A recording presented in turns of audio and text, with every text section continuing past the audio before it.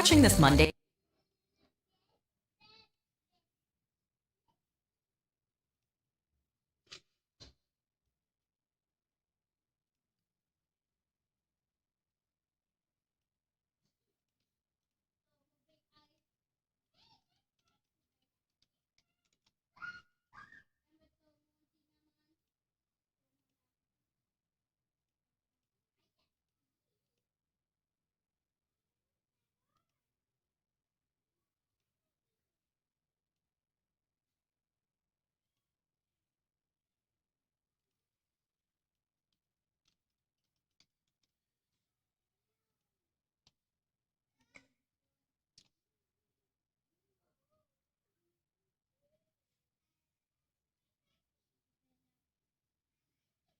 Ayan, mega mega love shoutout po sa lahat. Ayan mga kabenggador.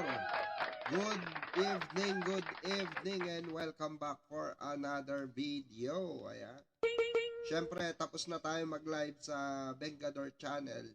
Dito naman tayo malipat sa ating YouTube channel. Ayan. Salamat po sa lahat ng mga taga-subaybay natin and of course sa lahat po na mga sumusubaybay magmula noon hanggang ngayon, no? Nakasama pa rin natin dito sa ating channel. Ayan.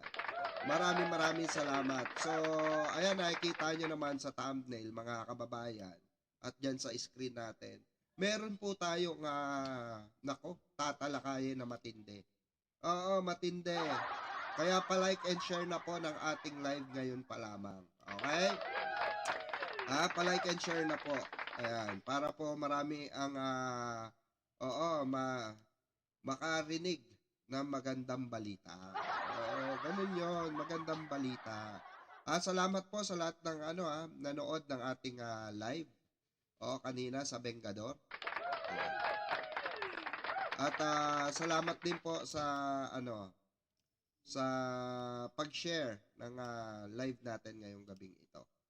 Ayan. So 2 hours tayo magsasama-sama mga kababayan.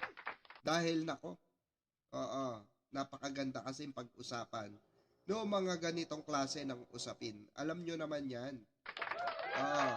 Syempre, ang una natin babakbakan sa listahan mga kababayan, ang di umano, ay ito pong Ghost Project dito sa Negros. Sa Negros Oriental mga kababayan. Nakikita nyo naman dyan sa screen natin. Okay? Ito po. Yan. Exactly yan. Nakikita nyo yan, mga kababayan. Ito pong ito pong Ghost Project ba ito? Parang parehas kasi mga kababayan. Parehas ng format, parehas ng presyo. Nagkakahalaga siya ng 57 milyon. Parehas yan mga kababayan pero magkaiba po magkaiba po ng location. Pero parehas. Parehas po nung kanyang presyo. So ito mga kababayan, ito po ay pagmamay-ari or gumawa nitong di umano'y Ghost Project na bibisitahin at i-inspeksyonin ng ICI, okay, sa mga susunod na araw. Dahil ang balita natin ayon sa ating pulang kabayo, mga kababayan, ito ay nasa watchlist na. Dahil ito po ay nai-report na yan ang kagandahan sa transparency na pinapatupad ng ating mahal na Pangulo, mga kababayan. Dahil meron na pong transparency na kung saan makakita na tayo at maire-report na po natin itong ganitong klase ng anomalya, mga kababayan.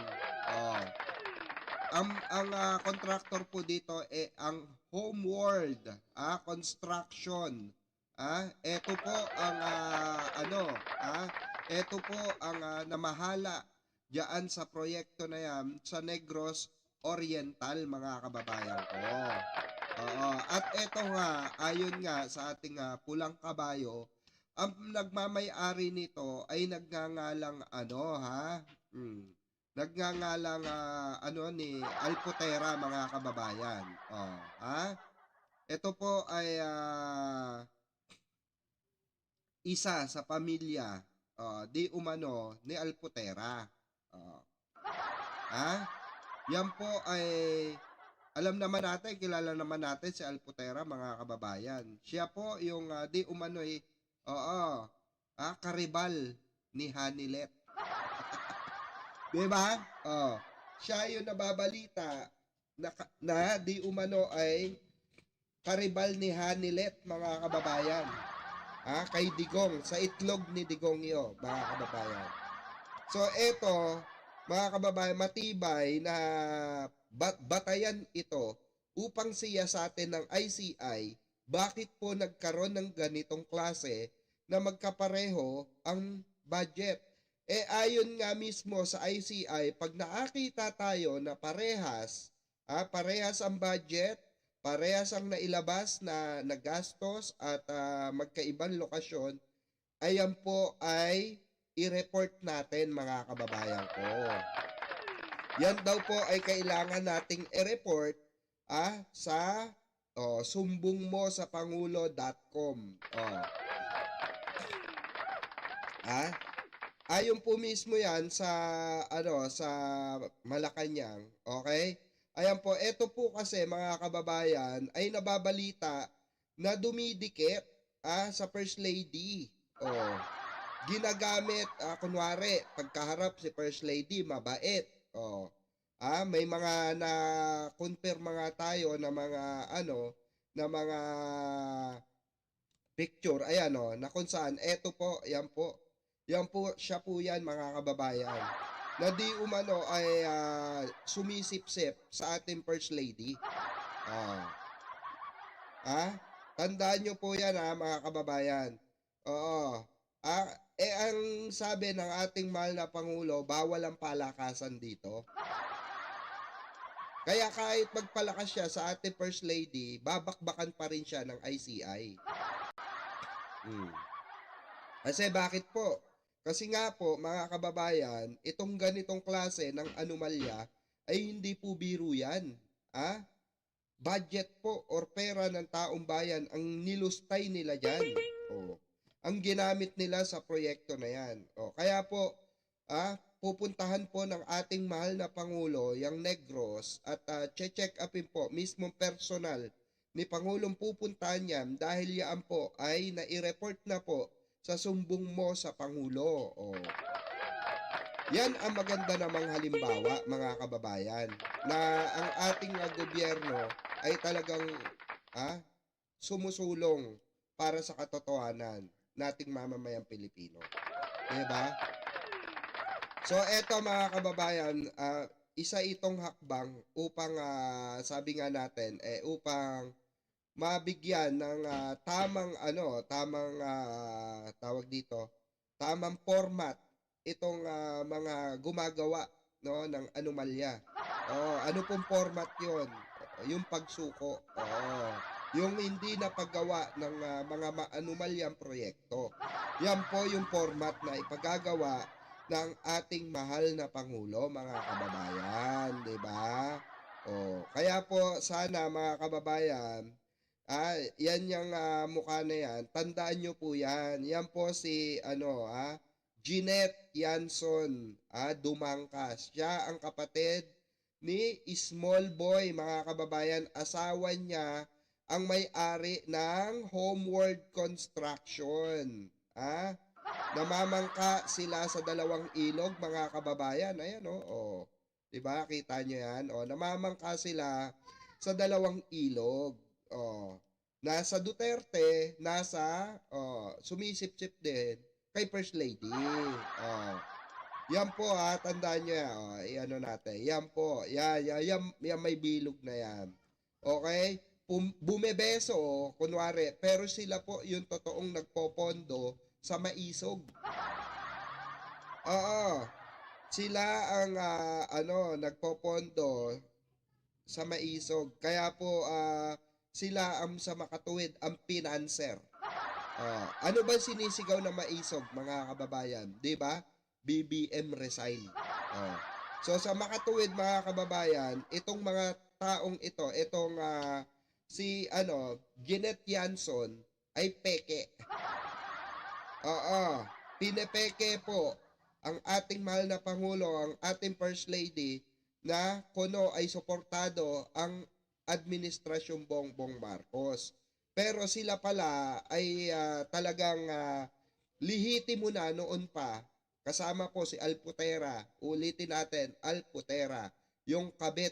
Oo, yung masasabi nating, ay hindi naman kabit. Masasabi nating isa sa mga nagpapasaya sa itlog ni Digong. Ha? Oh.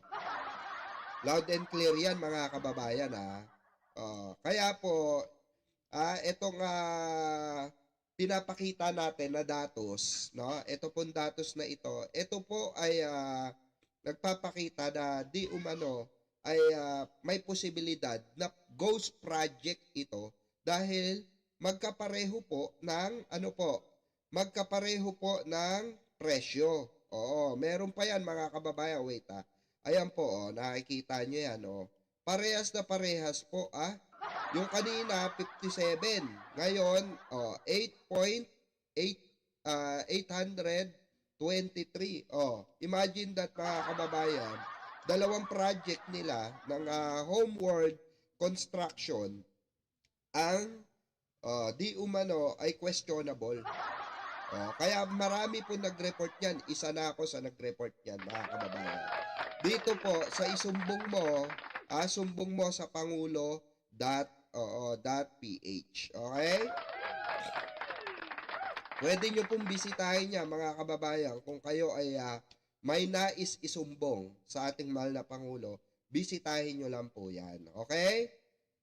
Kaya ito yung mga klase ng mga contractor, kagaya ng mga diskaya. Ang diskaya kasi big time eh. Eto nakita nyo, medyo small time lang. Pero, milyon pa rin yan mga kababayan. Milyon pa rin ang pinag-uusapan dyan. Shoutout sa mga bagong pasok. Ayan. Shoutout po, comment down below. Ayan. At salamat din po sa ating mga manonood na taga-subaybay. Ayan.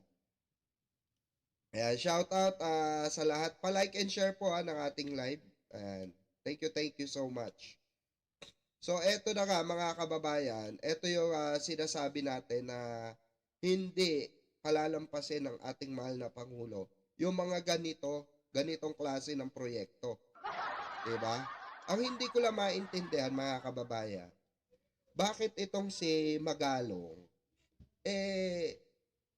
parang may pinoprotektahan kung bakit naandyan pa sa ICI. Supposed to be dapat wala na siya dyan. Di ba nag-resign na siya, pero nandyan pa rin siya for exposure na hindi maintindihan ng taong bayan, ano pa bang papel mo dyan? Laganap ang korupsyon, ang traffic sa Baguio City, ayaw mo ayusin.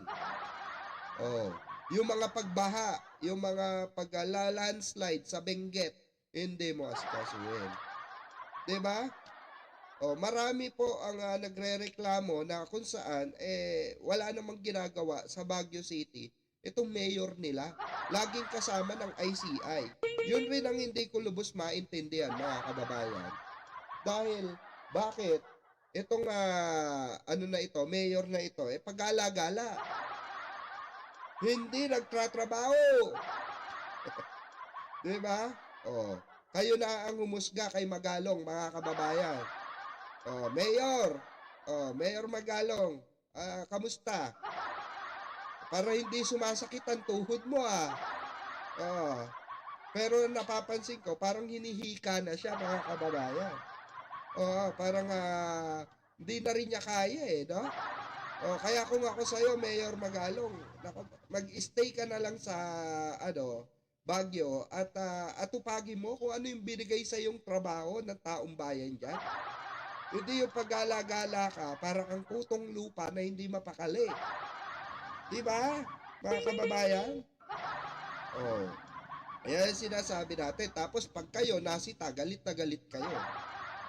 Public servant kayo Supposed to be dapat nagtatrabaho kayo kagaya ni Pangulo. Ang ating mahal na Pangulo, halos wala nang pahinga kasi alam niya yung kanyang trabaho.